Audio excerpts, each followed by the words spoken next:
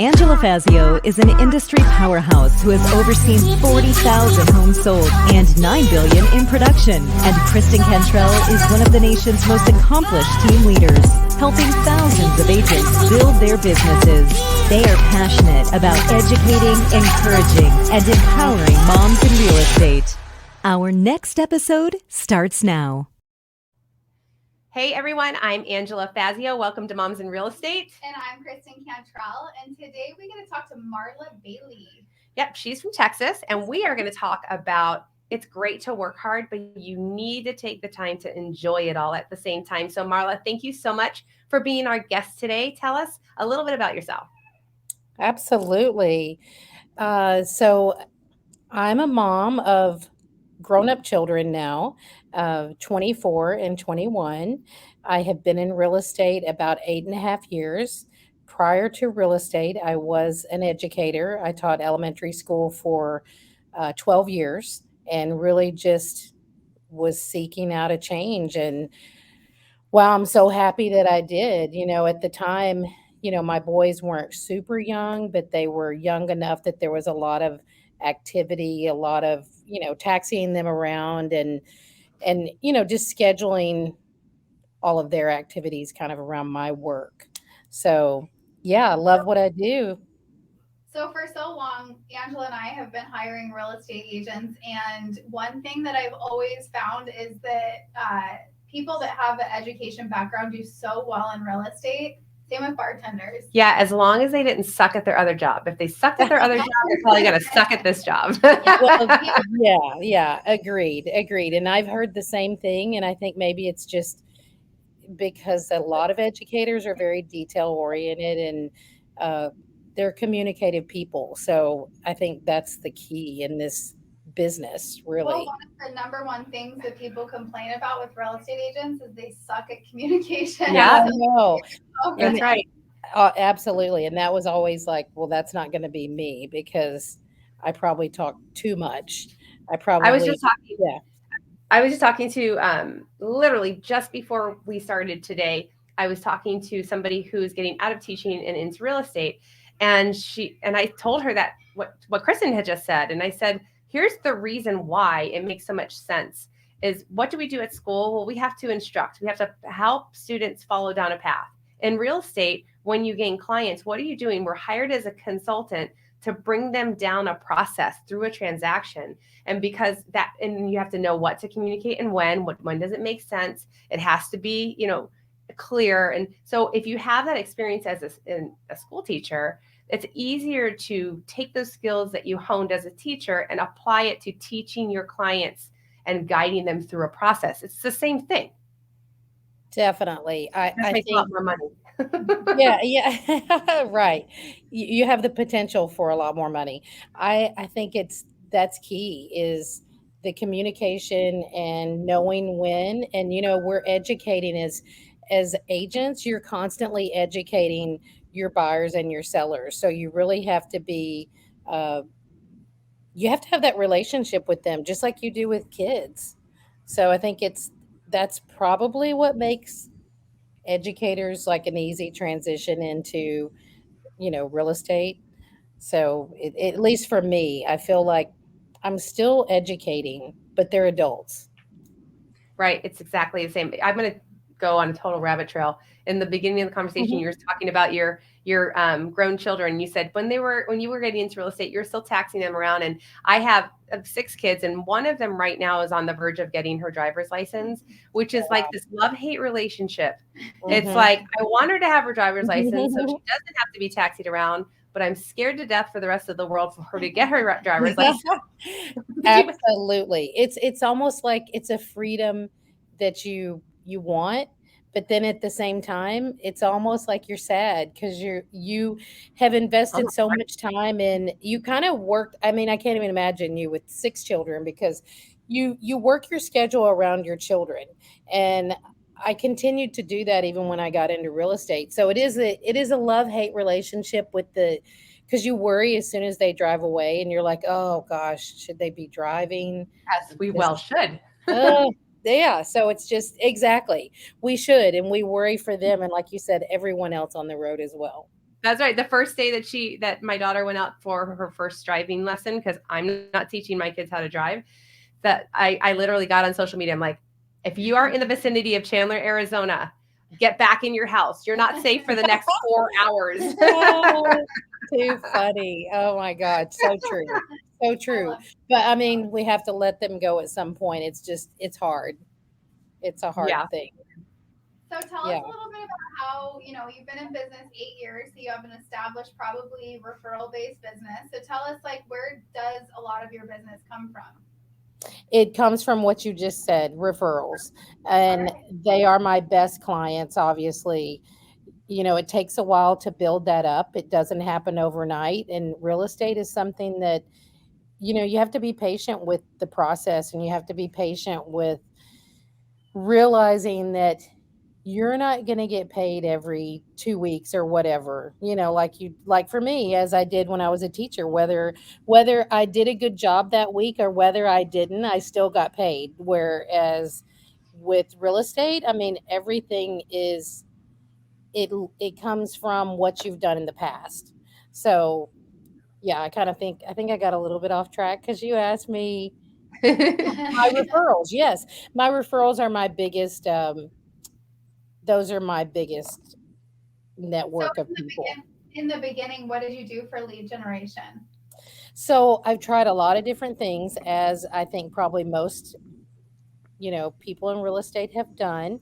I I joined different things like Op City, and actually at the time, well, that wasn't true. The first 2 years I didn't get anything from my broker. Well, then I went to a different broker where I did do a lot of relocation, and it's a love hate relationship with that, because it is a lot of paperwork. They take a big cut because it is a referral. But at the same time, I built up a nice network of people that now will call me and say, "Hey, Joe said he used you when he moved here from Pittsburgh, and we're a friend of his." And I'm not paying that referral fee, because they're strictly coming from a previous client. So it did help me build up my business, but it was a lot. It was a lot of paperwork, and I would still do it. I'm working for a broker now, though I work for Compass.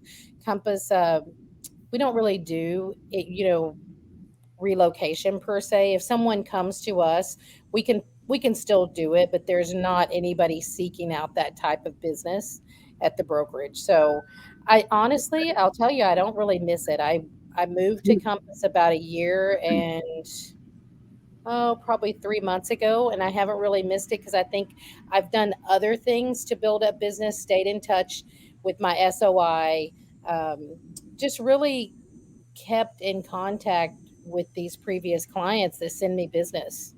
Well, let's talk about what you said something interesting that's really a truth in real estate for most agents. There's that season when you're doing things to build your business. So for example, you went through a relocation, treated those people really well, didn't get paid the whole amount, had to do a lot of extra work. Right. It was a means to build those relationships. And another thing that helps in real estate is, so a lot of us, when we start, we don't want to work with renters. It's a pain in the ass. It's a lot of Mhm. paperwork for a really little bit of money. But let me tell you guys, if you're listening and you're new and you're Mhm. newer, or you're trying to establish yourself, any means of meeting people, showing them the type of value you offer as a real estate agent, and then building the relationship and then keeping in contact with them over time, that's just part of the process, right? If you want to get to the Absolutely. level of being a referral agent and loving the people all the time that you work with and having a little bit of an easier career than you did during a season, you have to go through those times where you're You doing do. some things that aren't as rewarding. And if you're willing to do the things that aren't as rewarding, you're going to be above and beyond the people who are too lazy to do so. Absolutely. And I am not too good even now. I do leases because they're people that they're investors that have done business with me, and I they thought you were going to say people who lease are people too. well, hey, that is a very true statement. And you know what? You never know from that what it leads into something else. But I've had so many good clients that they buy things for the intention of leasing. And so, those turn around usually every year. And so I just went through a string of those with a couple investors where they're like, hey, the house is back up, they're leaving, we need to get it back leased. Well, of course I'm going to do it. Do I make a lot of money doing that? No, but those are my clients, and I'm going to do what's best for them. And they're going to send me people too, because I'm going to take care of them in whatever capacity that is. If it's a lease, that's fine. So what are your plans for your future, the future of your business? I know that your kids are grown now, so that you don't have that as, we just talked to the opposite before. They were working Mhm. in real estate and now they've got kids and they're like, how do I do this? You Yeah. are like, now you don't. I mean, you have kids, but they're not. Yeah, they're not as big of a priority. Although one is home temporarily, hopefully Aren't they always? temporarily. They come and go, and you'll see that with the six. You have a lot that can come and go. I know, Uh, because my oldest are 31, 27, 22, so I oh still have. my gosh, yeah. You have a big age, uh, a big age range in there. Yeah, so they come and go, and because things happen in life and whatever. But like you said, my focus has really been the last few years is to grow my business, and have even considered like a team. And I've been going through some trainings to decide if I want to do that, because I'm a bit of a control freak, that I have a hard time, like, oh, let me just do the paperwork myself even when I'm super busy. Because the last 2 years for most agents, if you were doing your job, you were like off the chain busy. Yep. uh, and it's changed. Obviously the market is calming down and stabilizing, and that's real estate, that's how it works, and that's fine. But I know the last 2 years I was like, wow, I just can barely keep up. And I almost outsourced paperwork, and I said, no, I'm going to just keep doing it, because I feel like I know that it's done. And if it's not done, the person responsible is me. Um, but it is something that I have thought about in the future. Like, I think having a team and kind of moving forward with that, if I can figure out how to structure that, would be I think it'd be beneficial. Well, one of the things that are our superpowers is helping people to develop things like building teams and how are you going to reinvent yourself and value proposition and what's your culture going to be like. So We love that we stuff. love that stuff. Oh, awesome. So we'll Yeah. be a resource to you. Well, that is fantastic, because like I said, I've spent this time that's been less busy meeting with a coach, and it's really about so many different things. It's not just about, oh, having a team or a certain thing. It's really growing yourself. Mm-hmm. So I feel like that's been time well used, that I've spent the last, I think I started in the summer when I saw things were slowing down in July. I was like, you know what? I should spend this time really digging into my SOI, which, I have great resources at my brokerage right now, and then just focusing on growing myself. So I think, that's never a bad thing. That's for sure. That's Well, true. and the whole topic of today is you work hard, but you've got to enjoy it. And I think that what you're doing is exactly that. And plus, if you're going to start a team, yes, it's a lot of hard work, but it's Mhm. actually, like, if you do it the right way, it's leverage that you don't have to be running around like a chicken with your head cut That's off all right. the time, because you have the right people in place and around you to make your life more efficient And and it do can be better. fun too. It can be fun because if you intentionally surround yourself with people that you like, right, and that work like you work, it becomes something of a community building and business building. It can be really, really rewarding. Mhm. I think it's a positive energy, because in real estate, there are times it can be a bit lonely, just because Sure. you're working. Like today, I'm sitting on my porch. I have beautiful weather. I've been on some calls this morning and enjoying that it's so lovely outside, but I'm here alone, and that can be sometimes it's not always what you want. It's positive energy. Being around other people is a great thing. I can't agree with you more. And we hear that all the time because it is a very lonely business unless Mhm. you infuse yourself into and surround yourself with people who can That's right. energize you, continue to But, challenge you, to support you. mhm. I Yes. agree. I agree. And I think it's just the nature of what we do because so many things do require that you're working independently, or even if you're, going into homes and stuff like that, you may be speaking with the buyer, but you're not around a lot of people. You may be with that person all day, and it's just different. It's not like teaching school where you're constantly around people and children. Mhm. Even if it's annoying, you're still somebody always there. So that is an adjustment for, at least, if I think, for a lot of people, and I'm more extroverted anyway. Yeah.